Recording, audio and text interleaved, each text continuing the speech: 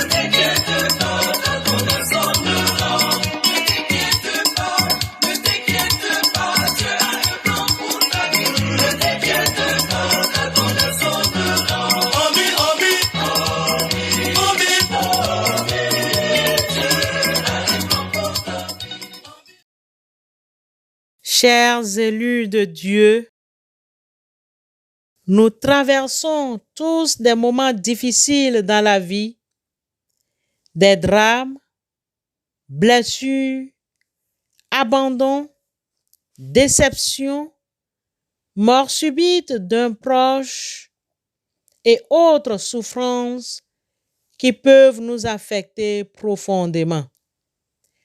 Si nous ne mettons pas notre confiance dans le Seigneur, nous ne pouvons pas recevoir sa consolation, son soutien qui nous fera sortir victorieux de n'importe quel problème. Le contraire fera que nous resterons dans le pire et l'amertume nous gardera, s'installera et produira l'endurcissement dans notre cœur. L'endurcissement du cœur est l'état de ceux qui ont le cœur dur, qui ont perdu toute sensibilité. C'est l'état d'âme qui a perdu tout sentiment de piété, de conversion. C'est l'état d'une conscience obscurcie et d'une volonté opiniâtre et dévoyée. La Bible parle du cœur comme de quelque chose de précieux que nous devons préserver à tout prix en demeurant attentifs, ouverts, reconnaissants, en étant toujours prêts à avoir un cœur repentant et sensible aux bonnes œuvres que Dieu nous réserve. Pour preuve, nous lisons dans Proverbe 4, 23 ce qui suit. Garde ton cœur plus que toute autre chose, car de lui viennent les sources de la vie. Malheureusement, quand on a le cœur endurci, l'humain ne reconnaît plus la présence de Dieu et ne lit plus les signes de Dieu. C'est le cas du Pharaon qui avait un cœur endurci face au message de Dieu et à son serviteur Moïse.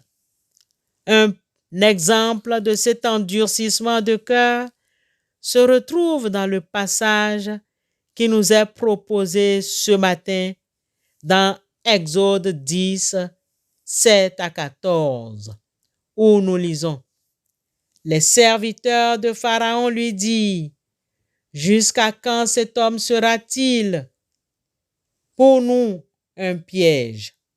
Laisse aller ces gens et qu'ils servent l'Éternel leur Dieu. Ne vois-tu pas encore que l'Égypte périt? On fit revenir vers Pharaon, Moïse et Aaron. Allez, leur dit-il, servez l'Éternel votre Dieu. Qui sont ceux qui iront? Moïse répondit: Nous irons avec nos enfants et nos vieillards, avec nos fils et nos filles, avec nos brebis et nos bœufs. Car c'est pour nous une fête en l'honneur de l'Éternel. Pharaon leur dit: Que l'Éternel soit avec vous, tout comme je vais vous laisser aller, vous et vos enfants. Prenez garde, car le malheur est devant vous. Non, non, allez, vous les hommes, et servez l'Éternel, car c'est là ce que vous avez demandé. Et on les chassa de la présence de Pharaon. L'Éternel dit à Moïse: Étends ta main sur le pays d'Égypte, et que les sauterelles montent sur le pays d'Égypte, qu'elles dévorent toute l'herbe de la terre, tout ce que la grêle a laissé. Moïse étendit sa verge sur le pays d'Égypte, et l'Éternel fit souffler un vent d'Orient sur le pays toute cette journée et toute la nuit. Quand ce fut le matin, le vent d'Orient avait apporté les sauterelles. Les sauterelles montèrent sur le pays d'Égypte et se posèrent sur toute l'étendue de l'Égypte. Elles étaient en si grande quantité qu'il n'y avait jamais eu et qu'il n'y en aura jamais rien de semblable. Bien-aimés, de ces 8 versets, Dieu a endurci le cœur du Pharaon pour le frapper. Malgré l'intervention de ses serviteurs, Pharaon refuse d'obéir à l'ordre de Dieu. Dieu appelle ses enfants à la liberté. Aussi, de nos jours, n'avons-nous pas des nouveaux pharaons qui réduisent les élus de Dieu en esclavage? Mais ces pharaons se trompent lourdement, car ils croient triompher jusqu'au bout. Lorsque le temps de la délivrance arrive, rien ni personne ne pourra en empêcher la réalisation. Dans le cas des enfants d'Israël, Pharaon et ses serviteurs avaient régulièrement entendu cette injonction du Seigneur dans la bouche de Moïse: Laisse aller mon peuple, afin qu'il me serve. L'Éternel dit à Moïse: Va vers Pharaon, et tu lui diras: Ainsi parle l'Éternel. Laisse aller mon peuple, afin qu'il me serve, Exode 8, 1. C'en était de trop, au point où les serviteurs du roi d'Égypte pouvaient demander à leur maître de libérer les esclaves, même si Pharaon voulait garder au moins une partie du peuple d'Israël. Une main puissante était sur lui pour qu'il lâche prise. Dans cet endurcissement du cœur de Pharaon, Dieu a envoyé des sauterelles qui ont ruiné l'économie du pays d'Égypte, le riche et vaste pays du Pharaon. Bien-aimés, il ne faut pas attendre qu'une plaie vienne nous frapper de plein fouet pour accomplir la volonté de Dieu. C'est pourquoi, selon ce que dit le Saint-Esprit, aujourd'hui, si vous entendez sa voix, n'endurcissez pas vos cœurs comme lors de la révolte, le jour de la tentation dans le désert. Hébreux 3, 7 et 8. Amen.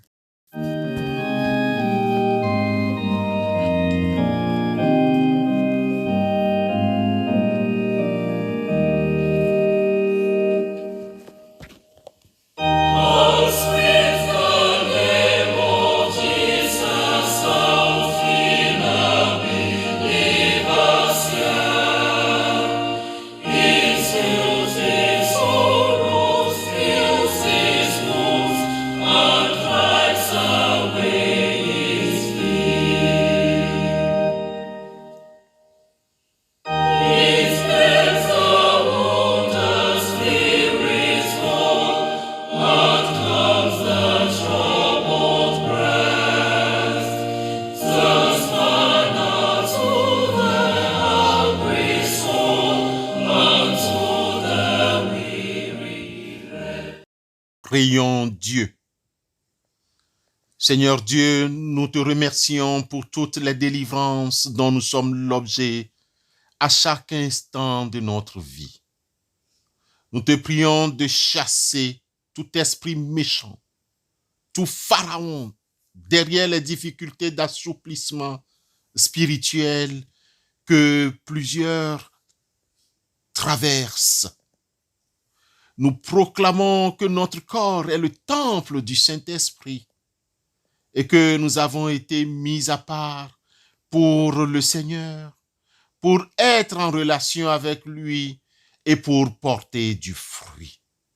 Par conséquent, nous déclarons qu'aucun esprit méchant ne t'empêchera, toi qui pries avec nous ce matin, de communier avec notre Père céleste par la prière et la méditation de la parole.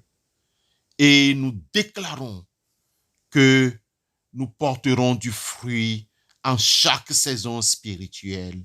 Au nom de Christ Jésus. Amen.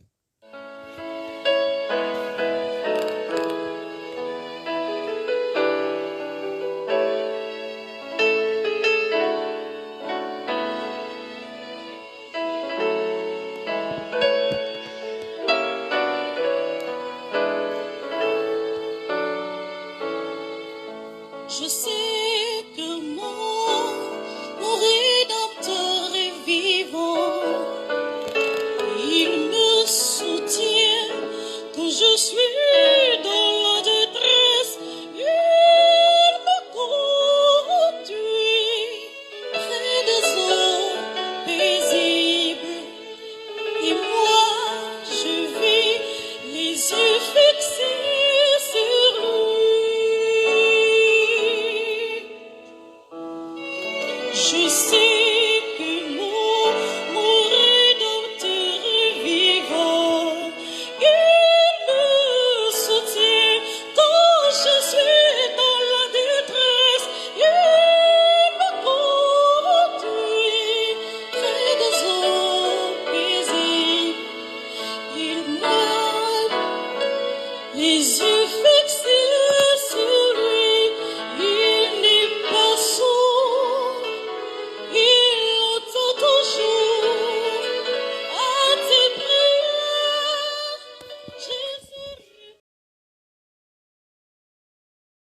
Et à vous tous qui priez avec nous tous les matins, que le Seigneur vous donne d'être les témoins de sa résurrection et d'attendre dans la joie le bonheur promis.